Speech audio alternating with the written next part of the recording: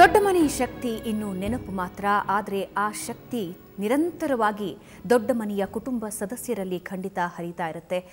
ಅತ್ಯಂತ ಕಡಿಮೆ ವಿದ್ಯಾಭ್ಯಾಸ, ಗ್ರಾಮೀಣ ಹಿನ್ನೆಲೆಯಿಂದ ಬಂದಂತಹ ಒಬ್ಬ ಹೆಣ್ಣು ಮಗಳು ತನ್ನದೇ ಛಾಪನ್ನು ಬಿಟ್ಟು ಹೋಗ್ತಾರೆ ಅಂದರೆ ಅದರ ಹಿಂದಿನ ಶ್ರಮ ನಾವೆಲ್ಲರೂ ಊಹಿಸಿಕೊಳ್ಳಬಹುದಾಗಿದೆ. ಉಮೇಶ್ ಅವರೇ, ಕಾದಂಬರಿಗಳನ್ನು ಓದಿ ಅದನ್ನು ಸಿನಿಮಾ ರೂಪಕ್ಕೆ ತರೋದರಲ್ಲಿ ಕೂಡ ಪಾರ್ವತಮ್ಮ ಅವರ ಕೈ ಮೇಲು ಅಂತಲೇ ಹೇಳ್ಬೋದು. ಹಲವಾರು ಉದಾಹರಣೆಗಳನ್ನು ನಾವು ಕೊಡಬಹುದು. ಅವರ ಸಿನಿಮಾ ಅಭಿರುಚಿ, ಅದನ್ನು ಅವರು ನೋಡುವ ರೀತಿಯ ಬಗ್ಗೆ ಹೇಳೋದಾದರೆ, ಕಾದಂಬರಿಯೊಂದನ್ನು ನಾವು ಸಿನಿಮಾದಾಗಿ ತರಬಹುದು, ಅದನ್ನು ಯಶಸ್ವಿಯ ದಡ ಮುಟ್ಟಿಸಬಹುದು ಅನ್ನುವ ಆ ಆಲೋಚನೆ ಇದೆಯಲ್ಲ, ಅದು ಸಾಮಾನ್ಯದಲ್ಲ. ಹೌದು, ಅವರಿಗೆ ಬರೀ ವ್ಯವಹಾರದಲ್ಲಿ ಅಷ್ಟೇ ಅಲ್ಲ, ವ್ಯಾಪಾರ ಅಲ್ಲ, ಸಂಗೀತ ಸಾಹಿತ್ಯದಲ್ಲಿ ಬಹಳ ಆಸಕ್ತಿ ಇತ್ತು. ಪ್ರತಿಯೊಂದು ಕಾದಂಬರಿಗಳು ಓದೋರು, ಆಮೇಲೆ ನ್ಯೂಸ್ ಪೇಪರ್ ಓದೋರು, ಆಮೇಲೆ ಯಾವುದೇ ಒಂದು ಸಿನಿಮಾ ಸಂಬಂಧಪಟ್ಟ ಯಾವುದೇ ಇದರಲ್ಲಿ ಓದೋರು. ಆ ಸಾಹಿತ್ಯದ ಬಗ್ಗೆ ಬಹಳ ಒಂದು ಅನುಬಂಧ ಇದ್ದಿಂದ ನಮ್ಮ ಉದಯ್ ಶಂಕರ್ ಅವ್ರ ಜೊತೆಗೆ ಚರ್ಚೆ ಮಾಡೋರು. ಈ ಕಾದಂಬರಿ ಹೇಗಿದೆ, ಪಿಕ್ಚರ್ ಮಾಡೋದ್ಬೋದಾ, ಹೀಗೆ ಮಾಡ್ಬೋದಾ ಅಂತ. ಅವ್ರ ಜೊತೆಗೆ ನಮ್ಮ ವರದಣ್ಣು, ರಾಜ್ಕುಮಾರ್ ಅವ್ರ ತಮ್ಮ, ಇವ್ರ ಜೊತೆ ಕೂತ್ಕೊಂಡು ಚರ್ಚೆ ಮಾಡಿ ಆ ಕಾದಂಬರಿಗಳು, ಸನಾದಿ ಅಪ್ಪಣ್ಣ ಇವತ್ತು ಎಷ್ಟು ಹೇಗಿದೆ, ಅಷ್ಟೇ ಅಲ್ಲ ಬೇರೆ ಅನೇಕ ಒಂದು ಅವರ ಕಾದಂಬರಿಗಳನ್ನೆಲ್ಲ ಮಾಡಿದ್ದಾರೆ. ಅವರ ಆ ಸಾಹಿತ್ಯದ ಒಲವು ಬಹಳ ಚೆನ್ನಾಗಿತ್ತು ಅವ್ರಿಗೆ. ಅಯ್ಯೋ, ಅದ್ರ ಬಗ್ಗೆ ಎರಡು ಮಾತೇ ಇಲ್ಲ. ಸಾಹಿತ್ಯ, ಸಂಗೀತ, ಆ ಸಂಗೀತ ಅಂದರೆ ಅವರ ರಾಜ್ಕುಮಾರ್ ಅವ್ರ ಜೊತೆಲೇ ಸಂಗೀತ ಇದ್ದಿದ್ದರಿಂದ ಅದನ್ನು ದಿವಸ ಕೇಳಿ ಕೇಳಿ ಕೇಳಿ ಕೇಳಿ ಕೇಳಿ ಅವ್ರಿಗೆ ಒಂದು ಆಸಕ್ತಿ ಇರ್ತಿತ್ತು ಮತ್ತು ಸಂಗೀತದಲ್ಲಿ. ಕುಟುಂಬ ಸಮೇತರಾಗಿ ಸಿನಿಮಾ ನೋಡೋದು ಅಂತಂದ್ರೆ ಮೇಡಮ್, ಆಮೇಲೆ ಕುಟುಂಬ ಒಡೆದೋಗಿರೋ ಕುಟುಂಬ ಮತ್ತೆ ಜಾಯಿಂಟ್ ಆಗುವಂಥದ್ದು ಮಾಡೋಂಥ ಸಿನಿಮಾ ಮಾಡಿದ್ದು ಅಂದರೆ ವಜ್ರೇಶ್ವರಿ ಸಂಸ್ಥೆ ಮಾತ್ರ. ಇವಾಗ ಬರ್ತಾ ಇರೋ ಸಿನಿಮಾಗಳು ಚೆನ್ನಾಗಿರೋ ಕುಟುಂಬ ಒಡೆದೋಗುತ್ತೆ, ಆ ಥರ ಸಿನಿಮಾಗಳು ಬರ್ತಾ ಇದೆ. ಒಂದು ಸಿನಿಮಾ ಅಲ್ಲಿ ಉಮೇಶ್ ಸರ್ ಹೇಳ್ದಂಗೆ ಯಾವುದೇ ಹಾಡಲ್ಲಿ ಡಬಲ್ ಮೀನಿಂಗು ಮತ್ತು ಕೆಟ್ಟ ಸಾಹಿತ್ಯ, ದ್ವಂದ್ವರ್ಧ ಬರುವಂಥ ಡೈಲಾಗ್ಗಳು ಪಿಕ್ಚರ್ನಲ್ಲಿ, ಒಂದು ಪಿಕ್ಚರ್ನಲ್ಲಿ ಮಾಡಿದ್ದಾರೆ, ಅಣ್ಣವ್ರ ಪಿಕ್ಚರ್ನಲ್ಲಿ ಮಾಡಿಲ್ಲ.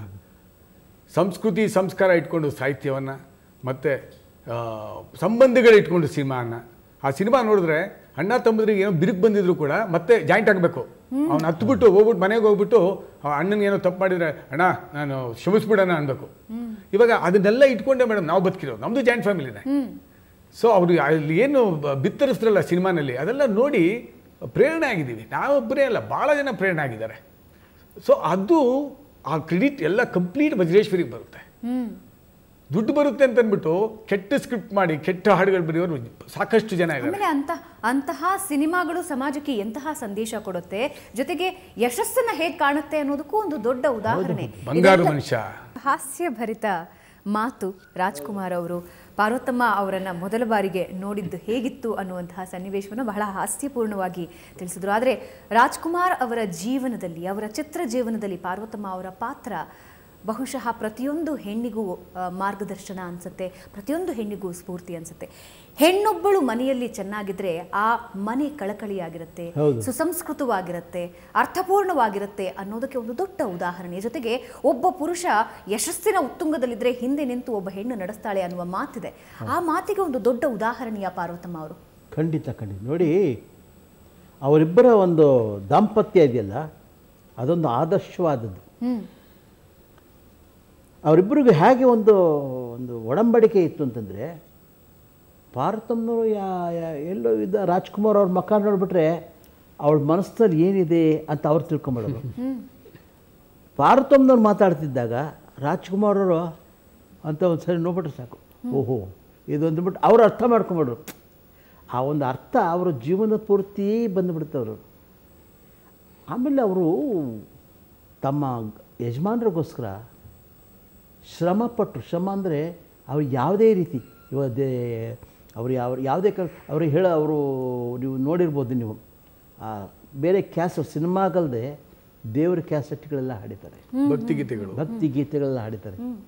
ಯಾವುದಕ್ಕೂ ಸಹಿತ ಅವ್ರು ತಡೆ ಹಿಡಿಯಲಿಲ್ಲ ಹಾಡಿ. ಯಾಕಂದರೆ ಇವರಿಗೆ ಹಾಡಬೇಕು, ಪಾತ್ರ ಮಾಡಬೇಕು. ರಾಜ್ಕುಮಾರ್ ಅವ್ರಿಗೆ ಇದ್ದಿದ್ದೇ ಅದು, ನಾನು ಪಾತ್ರ ಮಾಡಬೇಕು, ಹಾಡಬೇಕು, ಪಾತ್ರ ಅಷ್ಟೇ ವಿನ ಬೇರೆ ನಾನು ಅಷ್ಟೊಂದು ಇಷ್ಟೊಂದು ಗಳಿಸ್ಬೇಕಪ್ಪ ಅಂತಿಲ್ಲ. ಅದಕ್ಕೆ ಪೂರಕವಾಗಿ ಪಾರ್ವತಮ್ಮನವರು ಎಲ್ಲದಕ್ಕೂ ಅವರ ಪ್ರೇರಣೆ ಮತ್ತು ಸಪೋರ್ಟ್ ಇತ್ತು. ಹಾದಿಯನ್ನು ಹಾಕ್ಕೊಡ್ತಾ ಹೋದ್ರು, ನಿಮ್ಮ ಪಾಡಿಗೆ ನೀವು ಕಲಾ ಸೇವೆಯನ್ನು ಮುಂದುವರಿಸಿ ಅಂತ.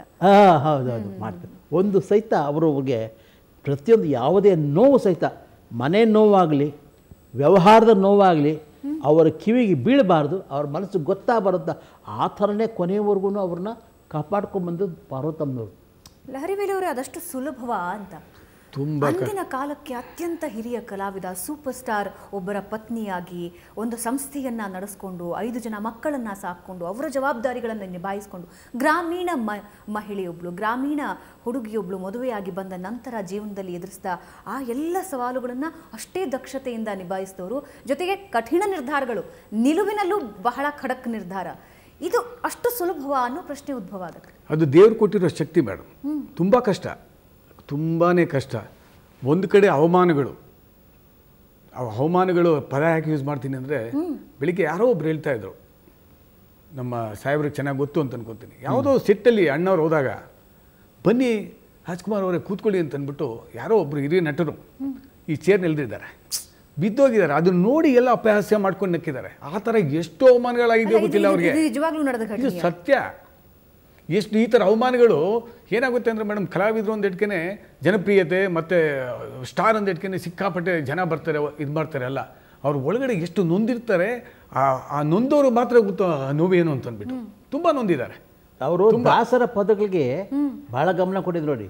ಮೋಸ ಮಾಡಿದವನ ಹೆಸರ ಮಗನಿಗಿಡಬೇಕು, ಕೊಂಡೈದು ಬಳೆಯವರ ಕೊಂಡಾಡಬೇಕು, ವಿಷವಿಕ್ಕಿದವನಿಗೆ ಷಡ್ರಸವನ್ನು ಇರಬೇಕು. ಅಂದರೆ ಯಾರೇನೇ ಮಾಡಲಿ ಅವ್ರು ಒಳ್ಳೇದೇ ಮಾಡಬೇಕು.